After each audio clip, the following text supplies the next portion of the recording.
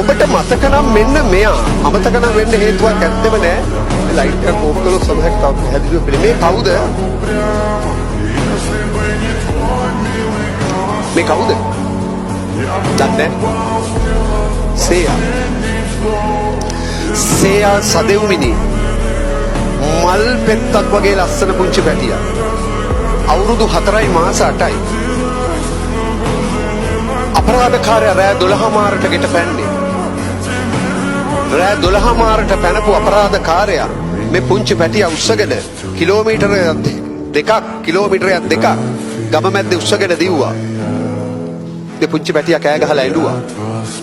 ඒ අඬනකොට ඒ පාපතර මෙලෙච්ච තිරසනා කට මිරිකුවා. කියන විදිහට ඒ අවස්ථාවේ පුංචි අර කිරිදතත් දෙකක් ගැලුණා කියලා. අමානුෂික විදිහට ඝාතනය කළා සේයා. ඔය සේයාට අපරාධය කරපු අපරාධකාරයා පොලිසියෙන් අත්අඩංගුවට ගත්තා. ඔහු ජීවිතේ ඉස්කෝලේ ගිහිල්ලා නැහැ සර්.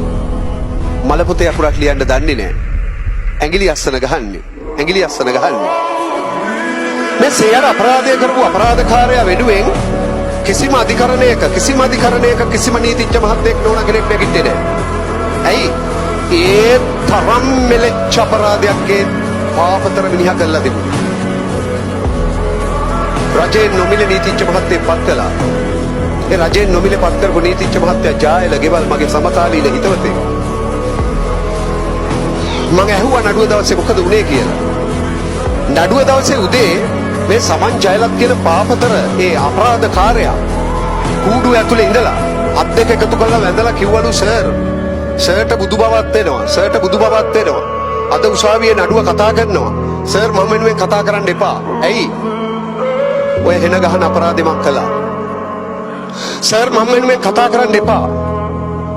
මං ඔය හෙන ගහන අපරාධේ කළා.